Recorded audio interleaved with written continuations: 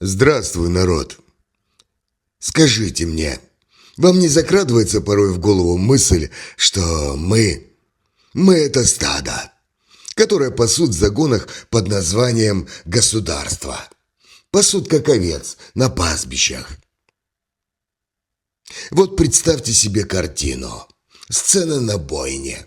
Один мужик машет топором, и одна рука у него по локоть в крови, а другая чистая. И знаете почему? Да потому что теленок – это бедная наивная душа, которая перед смертью вылизывает ту руку, которая его держит. Он такой думает: «О, меня гладят, я в раю, меня любят».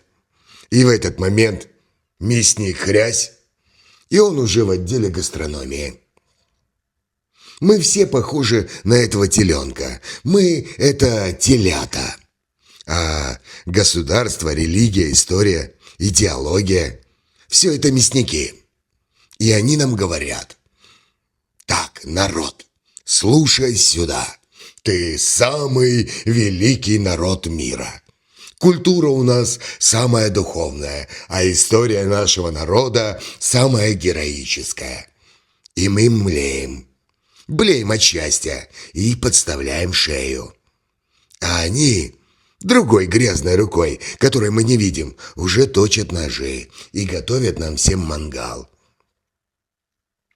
Вы знаете, я это просто шот. И я здесь вовсе не для того, чтобы кого-то там спасать. Спасать скот – это работа ветеринара, а я – это просто бешеный пастух с дудкой, который поет свои песенки. И моя задача – показать всем вам грязную руку, чтобы вы перестали наконец-таки блеять и начали бодаться, чтобы вы наконец-таки поняли: мы – это не собственность государства. Ни физлицо, ни налогоплательщики, ни паспортные данные. Мы все – это дети Божьи. И над нами есть только законы Бога и совести. И все. А все остальное – это просто блеяние овец в тумане. И вот с этой мыслью, как с путеводной нитью, мы сегодня пройдемся. Запомните ее. Это наша красная путеводная нить. Мы – это никакой не скот. Мы – это дети Бога. И над нами есть только Бог и совесть. А все остальное – это просто декорации. Давайте посмотрим на эти декорации, кстати, поближе. Что такое государство? Государство – это три колышка, вбитых в грязь пьяным пастухом, и закорючка на бумажке, подписанная каким-то дядей в смешной шляпе. Здесь Россия, здесь США, здесь Украина, а здесь Сербия. А вот тут выпас для особо жирных баранов. Нашей планете на все эти закорючки насрать с высокой орбиты, потому что она движет целыми континентами, как я двигаю своими воображаемыми тапками. Она стирает цивилизации, как я стираю пыль со своего монитора. И для нее все эти наши государства – это просто перхоть на голове. Но мы в это верим. Мы готовы рвать друг другу глотки за право носить синий ошейник с надписью «Сделано в Италии» или «Желтый», «Сделано в Китае». И мы орем. Мы все время кричим: «Это наша земля». Тут наши колышки. А земля-то, она вовсе не наша. Потому что мы – это просто арендаторы, которые забыли прочитать договор. А в договоре мелким шрифтом написано: выше законов любого государства, выше любых светских законов, законы Бога. Не убей, не укради, не лги. И так-то на минуточку, Бог никому не продавал ни землю, ни ресурсы. И абсолютно все в этом мире, согласно Библии, принадлежит человеку. Каждому человеку. Ведь Бог отдал землю человеку во владение бесплатно, согласно Писаниям. И у меня лично по этому поводу есть вопрос. Скажите мне, а есть ли на планете Земля хоть кто-то, у кого есть подписанный договор с Богом? На то, что он является единоличным владельцем какой-то тут земли или ресурсов? Есть ли на планете Земля хоть кто-то, у кого с Богом есть подписанный договор, что где-нибудь вот там можно поставить границу, и мне туда нельзя ходить? Вот смотрите, каждый человек по отдельности – это мирное существо. Ему надо жрать, спать, любить кого-то и смотреть время от времени на проплывающие в небе облака. Но как только человек попадает в стадо, у него тут же отключается мозг. И он начинает блеять. Блеять, как овца, и кричать «Ура!», махать хвостом и бежать за пастухом, который орет громче всех. «Вперед на великую засуху! Мы всем покажем, где растет клевер!» И мы бежим. Бежим, топчем друг друга и падаем. Падаем в пропасть, потому что так сказал пастух. А за что? За колышек и за закорючку. За право одного пастуха надувать свои щеки и рассказывать, что он точно знает, как все должны жить. Государство. Государство – это как деструктивная секта с флагом.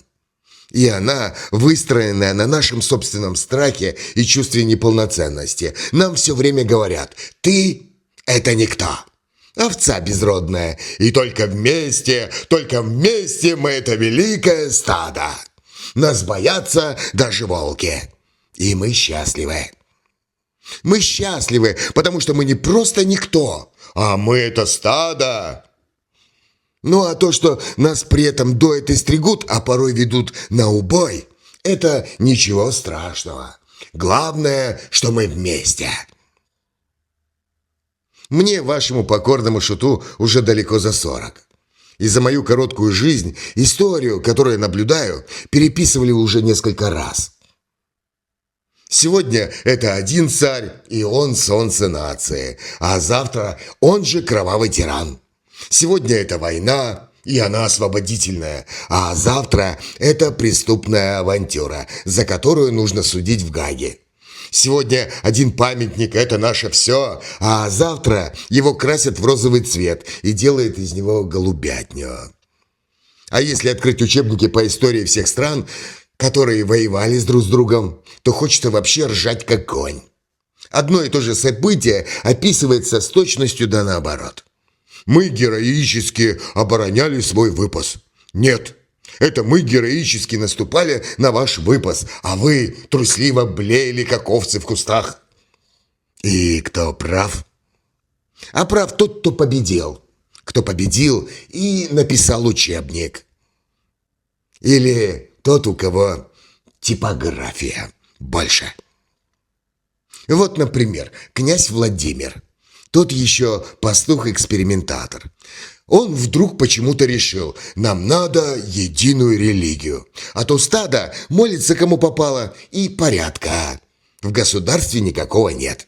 Кому бить поклоны, тоже не ясно. И решил устроить тендер. Пришли к нему, значит, представители разных фирм, иудеи. И говорят: у нас вера самая древняя, и она очень, очень серьезная. Владимир такой: а где, собственно говоря, ваш выпас? Где ваша земля? А они ему: Бог отнял за грехи. Ну, знаете, ребят, не катит. Так, следующий. Приходят мусульмане и говорят: у нас можно 4 жен и венцо. Венцо нельзя. Харам. Владимир такой почесал репу и говорит: вино? Вы что? Вино – это веселье Руси. Без вина никак нельзя. Без вина мы это будем как грустное стадо.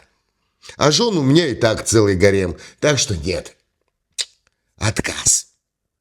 Потом приходят католики. Папа Римский, главный пастух. Владимир смотрит такой на них, улыбается и говорит: а я что, не главный? Да я сам с усами. Говорит: не-не-не, это не к нам. И тут приходят православные из Византии и говорят: у нас служба красивая, хор поет, аж мурашечки по шкуре. И патриарх где-то там далеко и не лезет в ваши колышки. Вот это наше. Берем.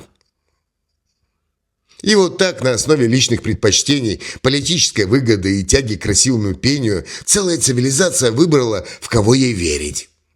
Верить на целую 1000 лет вперед. И нам теперь рассказывают про единственно верное православное учение. А религии так-то, на минуточку, за всю историю человечества было как блох на собаке. Зороастризму 7000 лет, иудаизму 3000, христианству уже почти 2500 лет, исламу 1400. А сколько этих религий было до того? До того, как мы вообще появились? Кто знает? И каждая религия утверждала, что она – это последняя модель. Любая идеология – это как игра в наперстке. Государственность, колышки и закорючки, история, все время переписанная сказка каким-то победителем, и религии. Кто главнее на небе, чтобы быть главнее всех и легитимным. Самое главное, нужно быть легитимным на земле. А нам народу все время говорят: угадайте, овцы, под каким наперстком находится истина. Угадаешь — получишь вечный клевер в раю. И мы бегаем, молимся, воюем, а нас все время доят. А шарика-то под этими наперстками нет, потому что он у наперсточника в рукаве. А наперсточник – это тот, кто придумал игру. И его задача вовсе не в том, чтобы мы нашли шарик, а чтобы мы бегали и платили налоги, воевали за колышки и молились на закорючки. Я шут, и я не атеист. Атеист – это просто овца, которая верит, что пастуха нет. А я точно знаю, что пастух есть. Просто он не тот, о ком нам все время блеют в стойле.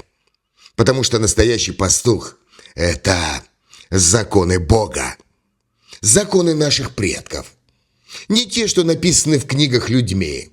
Потому что все, что написано людьми, это просто инструкции по стрижке. А те, что вшиты в саму ткань нашей реальности. Законы природы, законы нравственности, законы выживания. Не убий, не укради, не лги. Возлюби ближнего своего, как самого себя. И это вовсе не какие-то там просто заповеди для получения конфетки в раю. Это техника безопасности. Техника безопасности для стада. Для всего человечества, которое хочет выжить. Это инструкция по эксплуатации человека и общества. Нарушаешь, значит, идет энтропия, распад, смерть, падеж скота, уничтожение всей цивилизации. И если следуешь инструкции, тогда есть шанс выжить, развиваться, созидать. И, может быть, даже при этом перестать скотом. Наконец-таки. И вот в чем правда. Нет ничего выше этих законов. Ни Конституция, ни указы президентов, ни мнение наших любимых блогеров. Только Бог и совесть. А все остальное – это просто блеяние в тумане. Вот она, это наша красная нить. Через все декорации, колышки, закорючки, наперстки.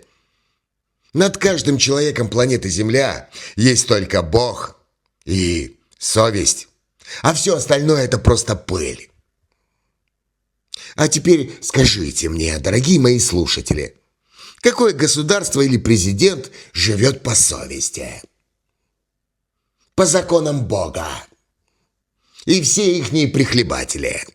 Все, что я сейчас говорю, это не для того, чтобы мы, как стадо, впали в депрессию и пошли топиться в поилке. Потому что цинизм – это просто поза трусливого барана, который боится бодаться. Я это говорю, чтобы мы, люди, наконец-таки перестали быть скотом. Чтобы мы, наконец-таки, перестали быть просто населением, электоратом или чьим-то ресурсом. Государство, история, религия – все это декорации, инструменты, и их можно использовать. Использовать, чтобы стричь овец, а можно строить сад, можно строить рай на земле. А еще, знаете, мои дорогие слушатели, у меня к вам лично есть вопросы. Каждому из вас. И эти вопросы и есть та самая красная нить, которая тянется через весь мой монолог. Вопрос первый. Кто ты? Ни паспорт, ни профессия, ни национальность. Кто ты? Та самая точка «я» есть? Или ты это временный скафандр для монады? Или ты само сознание? Кто ты? Ты это овца, которая верит, что она просто шерсть на продажу? Или все же ты человек, который знает, точно знает, что над ним есть только Бог и совесть? Второй вопрос. С кем ты, мой дорогой слушатель? За кого ты? Ты за людей? Или за паразитов, которые стригут, доят и режут? Которые отправляют нас всех на войну? Ты на стороне тех, кто строит сад, или тех, кто забивает телят, вылизывая им руку? Ведь определить на самом деле очень просто. Посмотри, что делают те, за кем ты идешь. Они созидают или разрушают. Они сеют любовь или ненависть. Они говорят правду. Или все время врут как дышат. Вопрос третий. За кем ты идешь? Кому веришь? Кого поддерживаешь? Во что вы верите, мои дорогие слушатели? Вы верите пастуху, который все время орет про великое стадо и ведет нас на бойню? Или вы слышите тихий голос внутри самого себя, который говорит: «Не убей, не укради, не лги, люби»? И этот голос и есть ведь на самом деле наш истинный пастух. Вопрос четвертый. Кому ты веришь? Кому ты доверяешь? На чьей стороне твой авторитет, твой правитель? Неважно, как он называется, президент, царь, генсек или великий вождь. Посмотри на его дела. Он служит людям или просто доит стадо? Он живет по законам Бога или по законам своей жадности? Посмотри внимательно, потому что ответ всегда очевиден, если не закрывать глаза. И самый главный вопрос. Где во всей этой истории ты? Пока каждый из нас, пока лично ты думаешь, что ты это просто овца, что ты это маленький человек, что от тебя в этом мире ничего не зависит, что твое дело это просто плакаться в жилетку, чего-то ждать, голосовать за того, кто громче всех блеет, и молиться на того, у кого посох красивее. Тебя просто играют. Потому что ты это не игрок, ты это просто фигура на доске. Ты – это тот самый шарик, который наперсточник гоняет по столу. Ты думаешь, что выбираешь, а на самом деле твой выбор уже давно сделан за тебя. Твои желания вложены тебе в голову какой-то там рекламой, либо пропагандой. Твои страхи нарисованы новостями из телевизора, а твоя духовность куплена в какой-то лавке за углом. Так где же ты во всей этой истории? Тебя нет. Тебя нет, если ты просто функция. Если ты просто социальная роль, налогоплательщик, избиратель, потребитель, прихожанин. Тебя нет. Ты не существуешь. Ты просто растворился в стаде. Потому что тебе так удобно. потому что там тебе тепло и сыро. И там за тебя решают. Решают какие-то дяди. Единственный способ на самом деле быть человеком – это перестать блеять в унисон и задавать себе правильные вопросы. Не риторически. Не для того, чтобы красиво отвечать где-то кому-то как-то в смс-очках либо в чате, а по-настоящему в тишине, в той самой, где тебя нет, но ты есть. А если ты не можешь внятно ответить на все эти вопросы сам себе, глядя на себя в зеркало, значит, ты уже проиграл. Ты это и есть этот скот. И тебя, так же, как и всех баранов, ведут на бойню, а ты все еще ждешь, когда же начнут выдавать бесплатный клевер. Человек. Человек – это не тело, не ум. Человек – это наблюдатель. И если найти этого наблюдателя, найти того, кто на все на это смотрит, тогда ты найдешь самого себя. Найти того, кто смотрит на всю эту комедию. На пастухов, на овец, на мясников, на колышки, закорючки, на наперстки. Кто видит все это, тот не вовлекается. Кто смеется над всем этим, тот точно знает, что все это просто игра. И когда ты это видишь, ты настоящий. Ты не функция, не роль, не скотина, а искра. Искра Бога. Точка, в которой проявляется только одно. Я есть. Я настоящий. Я существую. И когда ты находишь эту точку в самом себе, ты понимаешь, ты это не часть стада. Ты тот, кто может выйти из этого стада. И тогда вопросы «кто ты?», «с кем ты?», «за кем идешь?», «где ты?», перестают быть философией, и они становятся руководством к действию. Потому что лично ты выбираешь, кем тебе быть. Ты выбираешь, с кем тебе быть. Ты выбираешь, за кем тебе идти.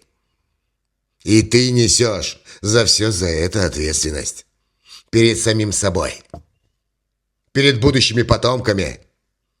Перед Богом. И перед тем, кто идет за тобой. Вот куда ведет эта красная нить. От грязной руки мясника к твоему собственному сердцу. Потому что человек – это никакой не биологический вид. Человек – это просто звание. Это ответственность. Это выбор. Выбор быть на стороне созидания или разрушения. На стороне света или тьмы. Человек – это тот, кто живет по законам Бога. Не из страха перед адом, а из понимания, что единственный способ не превратиться в скотину – это выйти из этого порочного круга. И если ты вдруг выбираешь свет, то ты человек. И если ты вдруг выбираешь тьму, ложь, насилие, страх, то ты скотина. Ходячий кусок мяса. И неважно, какой у тебя паспорт, статус, сколько у тебя лайков и какая у тебя родословная. Ты это просто удобрение. Удобрение для твоих начальников.